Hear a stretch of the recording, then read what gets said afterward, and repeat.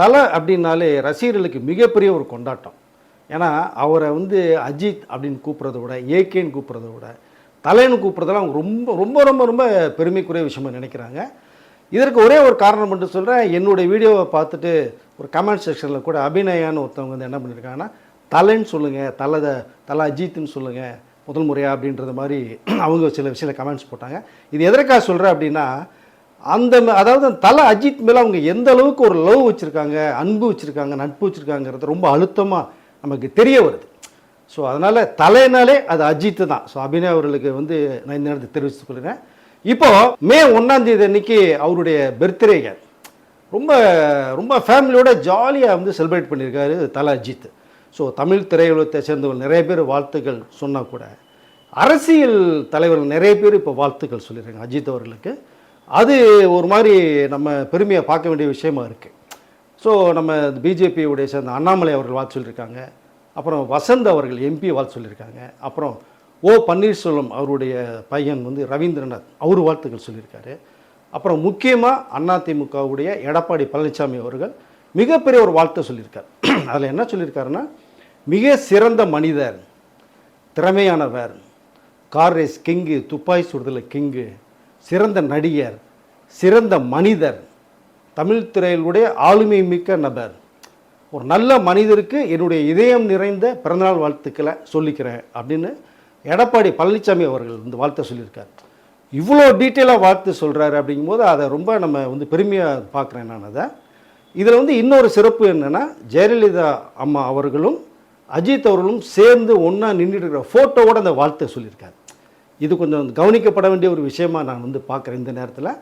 So Ajith அவர்களுக்கு அரசியல் தலைவர் நிறைய பேர் வாழ்த்துக்கள் சொல்வது ரொம்ப பெருமைக்குரிய விஷயம். வாழ்த்து சொன்ன எல்லாத்துக்கும் நான் வந்து நன்றியை தெரிவிச்சுக்கிறேன்.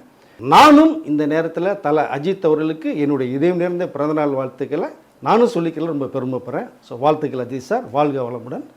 ஸோ இப்போது குட் பை அகிலியுடைய மிகப்பெரிய பாக்ஸ் ஆஃபீஸ் ஹிட்டு எடுத்துக்கிட்டோம்னா கிட்டத்தட்ட 300 கோடி ரூபா வந்து இதுவரை கலெக்ஷன் ஆகிருக்கு.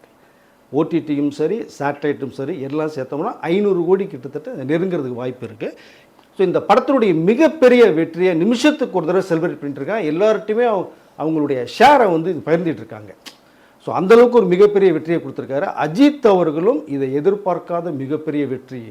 இது என்னுடைய கரியரில் வந்து இந்த பெஸ்ட்டு ஃபிலிம், பெஸ்ட் கலெக்ஷன் அப்படிங்கிறது வந்து அவரும் நெருங்கிய நட்பு வட்டாரத்துக்குள்ளே சொல்கிறாங்க. அவங்க மனைவி ஷாலினி பசங்கிட்டையும் சொல்லிகிட்டு இருக்காங்க. இது உண்மையிலேயே கவனிக்கத்தக்க வேண்டிய ஒரு விஷயந்தான்.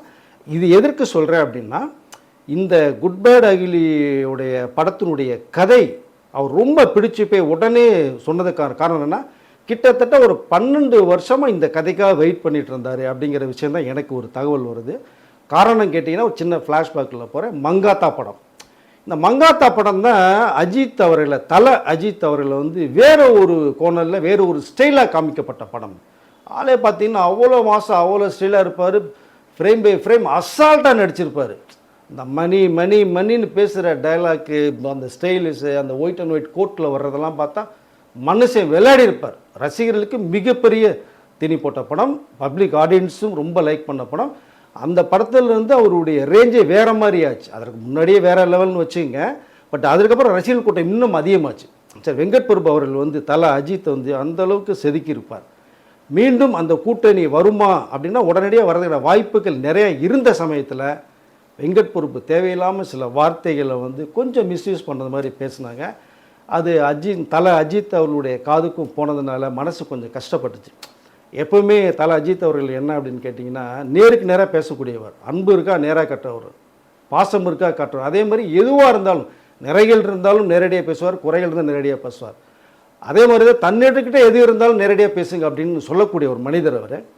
அப்புறம் அப்படி வெங்கட் பிரபு சும்மா காத்து வாக்கில் சில விஷயங்கள் கேஷுவலாக பேசப்போய் அது தலை அஜித் காதில் வந்து விழுந்து அதில் தான் கொஞ்சம் இடையில பிரேக் ஆச்சு அவங்க ரெண்டு பேருக்குமே. அந்த பிரேக் கிட்டத்தட்ட 13 வருஷம் ஆக போகுது. ஸோ இப்போ வெங்கட் பிரபு வந்து இது தவம் கிடக்கிறார். அஜித் அவர்களை போய் எப்படியாவது பார்த்து மங்காத்தா 2 எடுக்கிறதுக்கான வேண்டிய முயற்சிகளை உருவாக்கிட்டே இருக்காரு. கதையும் ரெடி பண்ணியிருக்கிறதா சொல்கிறாரு. Wait and see Prabhu sir, கண்டிப்பாக உங்களுக்கு அஜித் அழைப்பு வரும் நான் நினைக்கிறேன். பட் கதையை நல்லா செதுக்கி வைங்க. ஸோ இப்படி மங்காத்தா மாதிரி ஒரு படம் வரணும், இந்த கதை வரணும் அஜித் சார் ரொம்ப வெயிட் பண்ணிகிட்டு இருந்த சமயத்தில் 12 வருடங்களாக பல டைரக்டர்ஸ் வந்து பல விதமான கதையில் சொன்னாங்க. சிறுத்தை சிவா வந்து வீரம் சொன்னார், அப்புறம் நிறைய டைரக்டர்ஸ் வேறு மாதிரி சொன்னாங்க. அந்த கதையில் வந்து நம்மளுடைய ஸ்டைலை விட்டு மாறி போகுதே அப்படிங்கும் போதெல்லாம் அஜித் நல்லா இருக்குன்னு ஃபீல் பண்ணாங்க. விஸ்வாசம் இதெல்லாம் பார்க்கும்போது அஜித் சாருடைய அந்த ரேஞ்ச் வந்து வேறு மாதிரி போச்சு. கண்டிப்பாக எல்லாமே மிகப்பெரிய வெற்றி படங்கள் அமைச்சது. இப்படி பலதரப்பட்ட கதையில் பலவித கேரக்டரில் பண்ண தல அஜித் மங்காத்தா மாதிரி ஒரு படம் நான் பண்ணணும்னு ரொம்ப வெயிட் பண்ணார். ரொம்ப ஒரு மேக்கிங் ஸ்டைல் நல்லா இருக்கணும், நம்மளுக்கும் ஆக்டிங் பெர்ஃபார்மன்ஸ் ஸ்டைலில் ஒரு கலக்கலை ஒரு மாசாக காமிக்கலான்னு வெயிட் பண்ணார். அதற்கு தீனி போட்டது மாதிரி தான் இந்த குட் பேட் அகிலி படம் அவருக்கு அமைஞ்சது. ஆதிக்கு வந்து அந்தளவுக்கு வந்து ஃபேன் பாய் இருந்து அஜித்தை வந்து தல அஜித்தை வந்து வேறு ஒரு ஸ்டைலில் காமிச்சார்.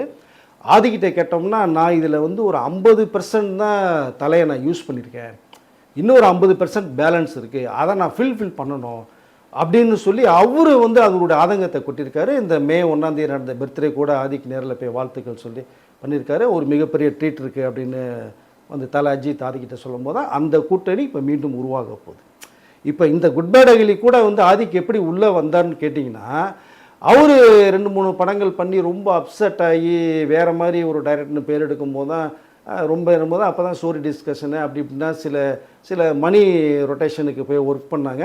அப்போ தான் தல அஜித் வந்து நேர்கொண்ட பார்வைன்னு ஒரு படம் பண்ணும்போது அதில் ஒரு கேரக்டர் ஒன்று ஆக்ட் பண்ணார்.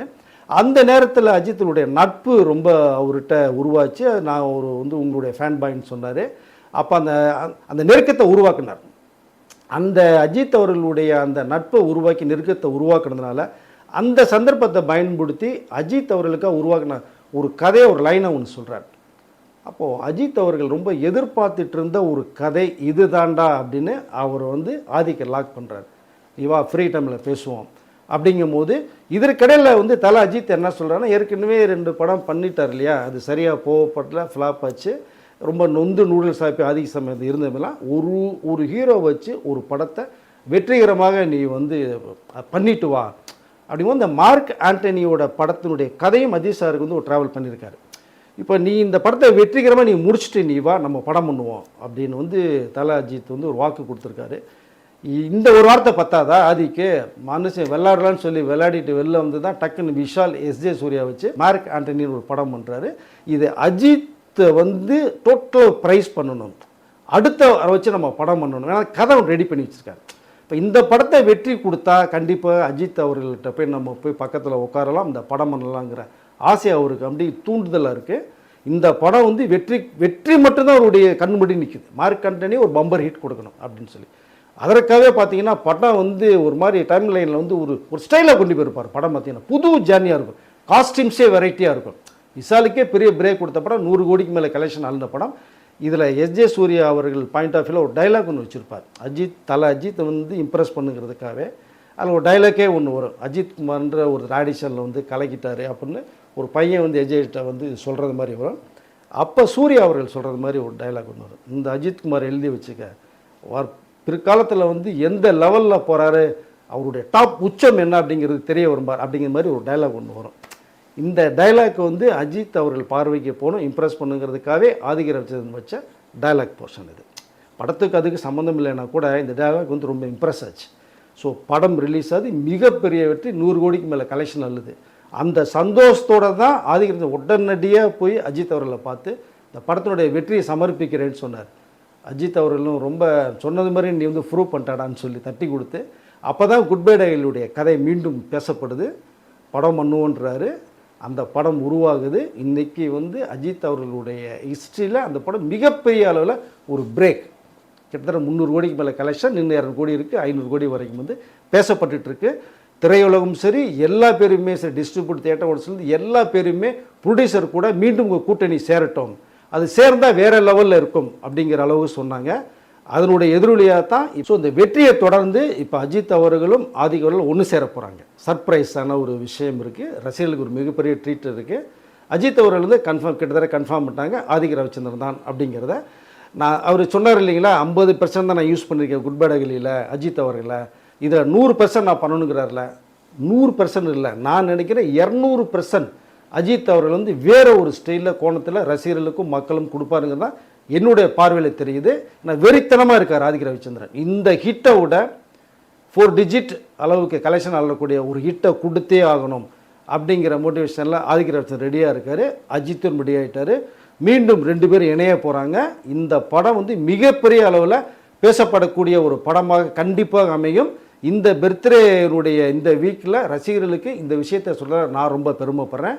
கூடிய விரைவில் இதனுடைய வேலையில் ஆரம்பமாக போகுது. ஆரம்பித்து வச்சுட்டு தான் அஜித் அவர்கள் அப்ராடு போகிறாங்க. அக்டோபர் வரைக்கும் அவர் பிஸி. அக்டோபரில் கார் ரேஸ்லாம் முடிச்சுட்டு வந்ததுக்கப்புறம் நவம்பருக்கு அப்புறம் இதனுடைய ஷூட்டிங் நடைபெற போகுது. ஃபுல்லாக சிங்கிள் ஷெட்யூலில் அஜித் அவர்கள் வந்து படம் பண்ண போகிறாங்க. ஒரு 3 months டியூரேஷனில் படம் முடிய போகுது. அநேகமாக 2026 ஏப்ரல் 14 இல்லை அவருடைய பர்த்டே மே 1 அன்னைக்கு ரிலீஸ் ஆகும். அதுவும் பாக்ஸ் ஆஃபீஸில் மிகப்பெரிய அளவில் ஹிட் அடிக்குங்கிறது தான் என்னுடைய கணிப்பு. வெற்றி அடையணுங்கிறத இந்த நேரத்தில் சொல்லிக்கிறதுல நான் ரொம்ப பெருமைப்படுறேன்.